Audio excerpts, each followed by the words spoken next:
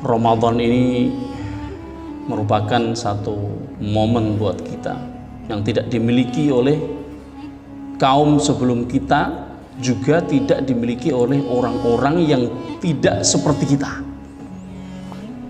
tidak dimiliki oleh kaum sebelum kaumnya Nabi Muhammad SAW yang ribuan tahun berganti-ganti silih berganti Nabi diutus oleh Allah Subhanahu wa Ta'ala, tidak diberi keistimewaan seperti yang diberikan kepada kita, yaitu 1 bulan penuh, bulan Ramadan.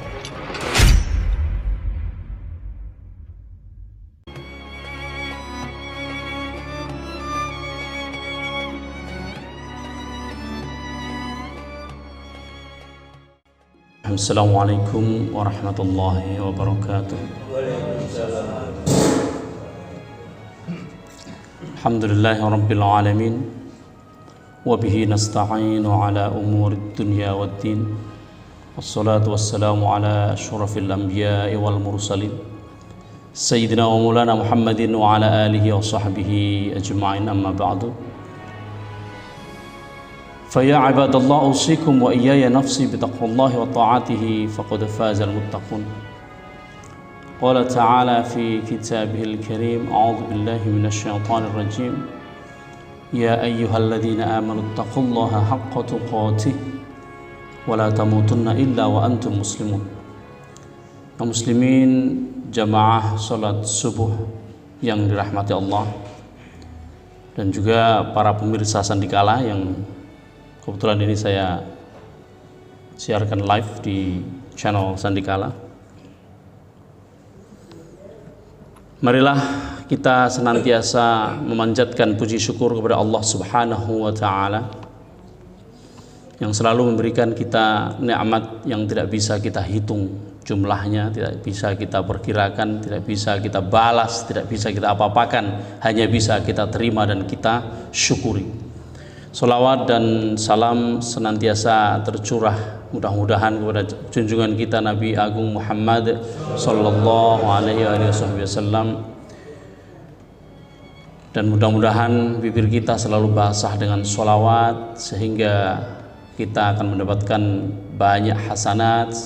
Kita juga akan di hari kerepotan nanti, barangkali kita menjadi orang-orang yang repot, kita akan mendapatkan mudah-mudahan syafaatul uzma dari Kanjeng Nabi Muhammad sallallahu alaihi wasallam. Kaum muslimin, Ramadan ini merupakan satu momen buat kita yang tidak dimiliki oleh kaum sebelum kita, juga tidak dimiliki oleh orang-orang yang tidak seperti kita, tidak dimiliki oleh kaum sebelum kaumnya Nabi Muhammad sallallahu alaihi wasallam yang ribuan tahun berganti-ganti silih berganti Nabi diutus oleh Allah Subhanahu wa Ta'ala, tidak diberi keistimewaan seperti yang diberikan kepada kita, yaitu 1 bulan penuh, bulan Ramadan.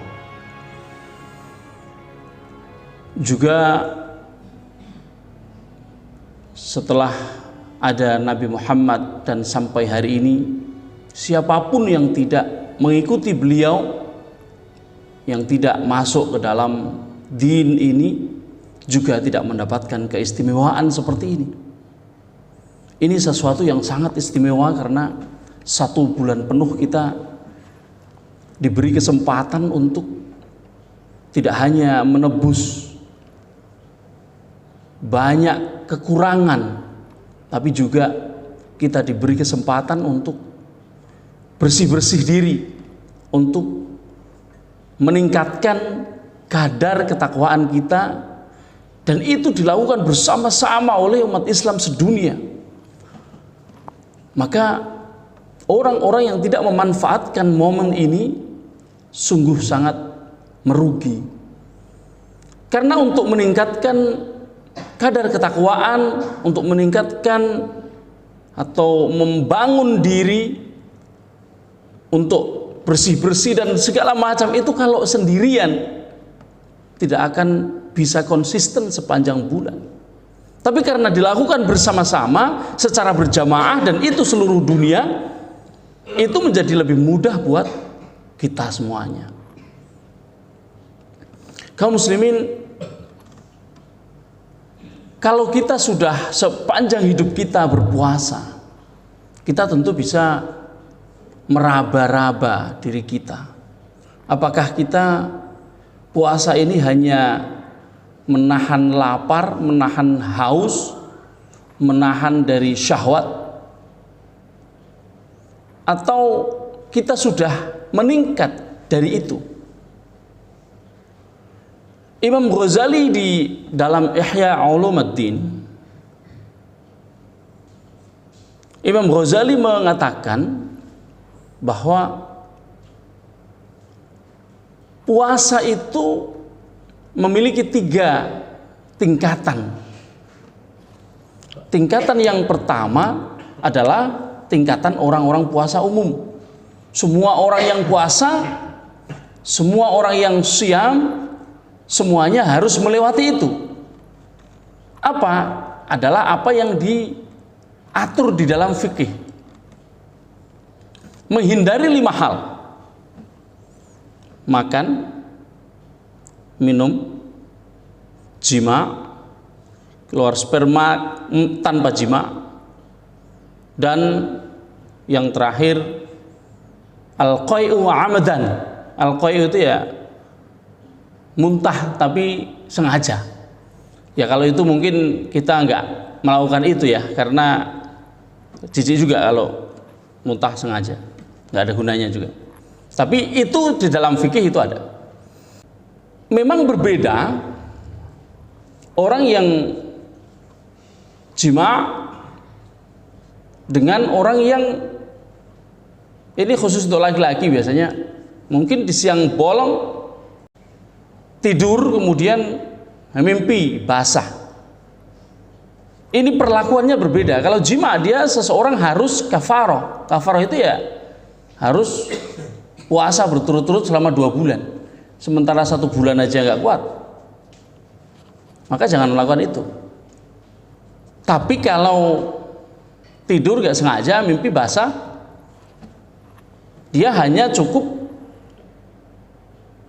mengqadha apa yang batal hari itu. Tapi kalau secara sengaja dikeluarkan, ya dia kafarah. Nah, di sini perbedaannya sengaja dan tidak. Tapi itu adalah halang rintang yang biasa, ya semua orang pasti bisa melaluinya. Kalau nggak bisa melaluinya itu kebangetan. Ada halang rintang yang tidak mudah dan banyak yang tidak bisa melaluinya, padahal itu yang sebenarnya dituju. La'allakum tattaqun. Tujuan puasa adalah supaya kita semuanya bertakwa, supaya kalian bertakwa. Adalah apa? Sebuah hadis mengatakan, kam min shaimin, banyak orang yang puasa, laisa lahu min siyamihi, tidak ada yang dia dapatkan dari shaimnya, dari siamnya, dari puasanya, illal ju' wal 'atash, kecuali hanya rasa lapar dan haus. Padahal kalau hanya lapar dan haus itu pasti terlewati, itu sudah terlewati itu, sehingga dia hanya lapar, hanya haus. Tapi ada hal-hal yang tidak bisa dihalangi sehingga tidak mendapatkan pahala puasanya. Laisa min syiyamihi artinya tidak mendapatkan pahala puasa itu. Nah, apa yang membakar pahala puasa? Ada khamsun yufattiruna syiyam. Ada 5 hal yang membatalkan secara maknawi, artinya menghilangkan pahala-pahala puasa. Ini tidak mudah dilalui, mohon dicatat, diingat.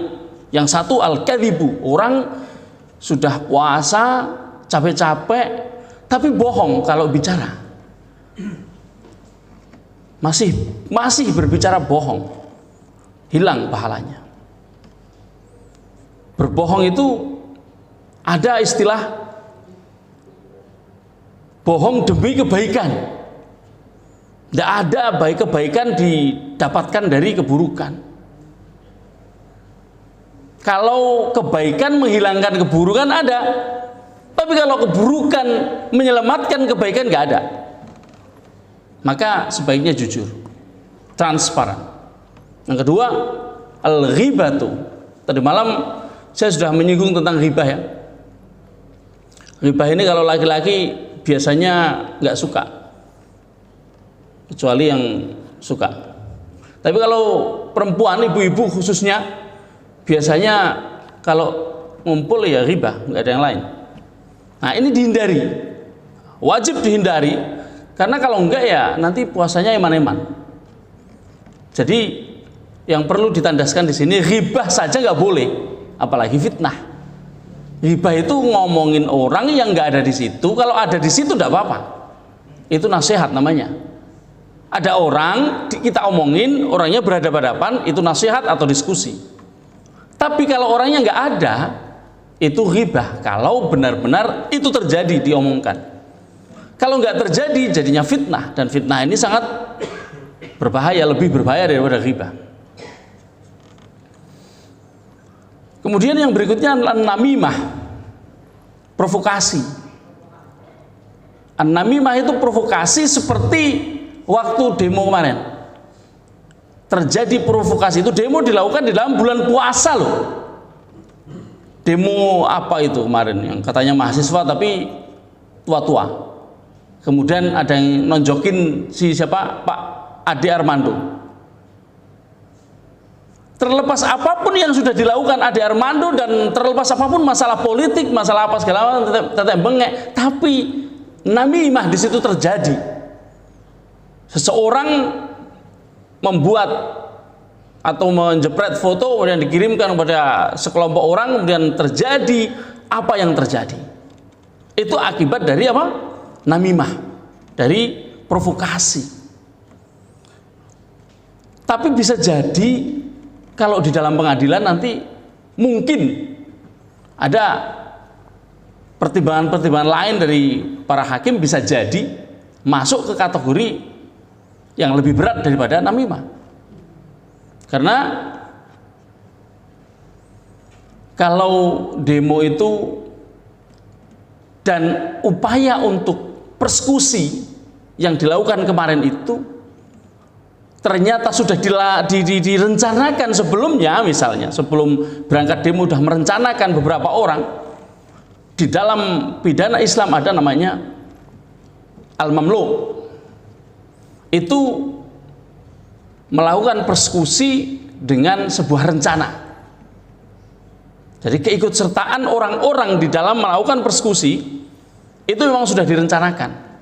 Di dalam pidana itu ada. Tapi ada juga perbuatan yang tidak direncanakan, tapi karena banyaknya orang kemudian tiba-tiba satu tujuan, satu visi, satu kebencian, lalu terjadi namimah sedikit di situ, ada provokasi, muncullah kegiatan-kegiatan yang seperti yang terjadi itu. Kalau itu spontan, itu disebut at-tawafuq. Dan mau al-mamlu atau at-tawafuq di dalam proses hukum pidana itu berat. Itu baru pidana dunia, bagaimana pidana akhiratnya? Karena apa? Dilakukan di dalam bulan Ramadan. Di luar Ramadan saja itu sangat dilarang. Apalagi di dalam bulan Ramadan berlipat ganda dosa yang akan ditanggung. Sehingga kita harus menghindarkan diri dari apa yang disebut sebagai namimah atau provokasi, karena ini merusak kehidupan sosial. Kemudian yang keempat adalah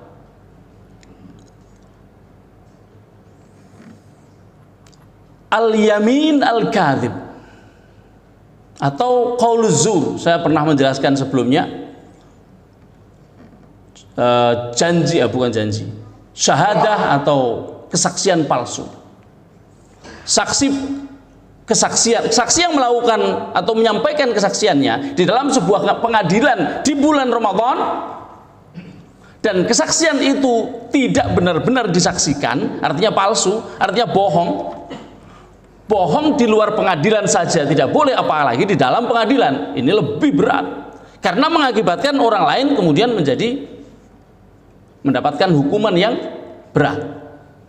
Itu namanya al-yamin al-kadzib atau qauluz zur atau syahadatuz zur. Jangan sampai dilakukan. Mudah-mudahan kita tidak terlibat di dalam urusan-urusan meja hijau sehingga tidak masuk ke dalam itu. Tapi kesaksian palsu juga bisa terjadi di luar pengadilan. Kalau ada orang ada masalah kemudian minta kesaksian kita dan kita tidak menyaksikan tapi mengatakan begini begitu, itu kesaksian palsu juga. Kemudian yang terakhir adalah an-nadhar bisyahwah. Dan ini yang paling sulit dihindari. Banyak sekali orang memandang sesuatu dan ada syahwat di situ, baik kepada istrinya, suaminya, maupun apalagi pada ajnabi. Ajnabi itu ya yang bukan mahram, bukan siapa-siapa orang lain. Apalagi kita berada di dalam dunia di mana media sosial sudah meracuni segala kehidupan kita. Kalau kita buka Facebook, ya banyak yang muncul yang membuat itu terjadi. Apalagi kemudian ini muda-mudi sukanya ini ada yang disebut sebagai rofath. Rofath itu kalau kepada suami atau istri tidak membatalkan secara fikih ya. Siang hari rofath bukan rofath itu yang bisa ringan bisa berat ya. Rasulullah bersabda gini, idza asbaha ahadukum yauman shaiman. Ketika seseorang pagi hari, maksudnya bangun pagi suatu hari dan dia dalam keadaan puasa, artinya ini di dalam Ramadan maupun di luar Ramadan ya. Kalau seperti ini umum sifatnya. Fala yarfuth, jangan ngomong yang kotor. Ngomong kotor ini bisa kotor karena misalnya nyebut binatang-binatang itu disebut sebagai kotor juga. Tapi yang lebih mengarah kotor ini kepada hal-hal yang menimbulkan syahwat, hal-hal yang menimbulkan akibat kepada fahisyah. Ada dua, fahisyah atau syahwat. Kalau syahwat yang fahisyah berarti kepada selain pasangan yang resmi tentu saja. Kalau tidak kepada orang luar, tidak kepada ajnabi, tapi kepada pasangannya, ya rofath yang ringan. Ini nggak boleh.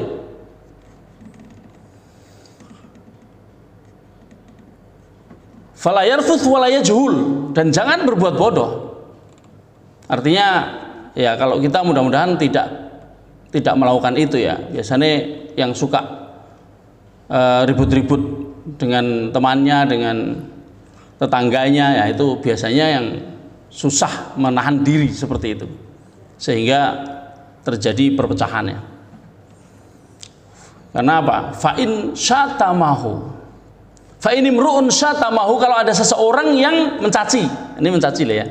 Biasanya kita kalau dicaci maki pasti gregetan pengen balas. Au qatalahu, atau bahkan ngajak tukaran. Qatalahu ini mau membunuh ya, mengajak perang atau memerangi, itu qatalahu. Bisa memerangi itu dengan senjata, bisa memerangi itu ngajak gelut, semacam-macam lah. Itu Rasulullah memerintah kita, falyakul, maka katakanlah inni shaim. Diulangi sekali lagi Rasulullah, inni shaim, 2 kali beliau mengucapkan itu. Artinya ini takkid, artinya ini satu sesuatu yang oleh Rasulullah diwanti-wanti betul. Kalau ada yang ngajak tukaran, ada yang WA yang nggak benar atau membuat status apa segala macam yang diarahkan kepada kita, diam saja. Insya Allah dengan demikian kita selamat dari ujian atau halang rintang dalam puasa kita ini. Wallahul hadi ila shiratil mustaqim. Assalamualaikum warahmatullahi wabarakatuh.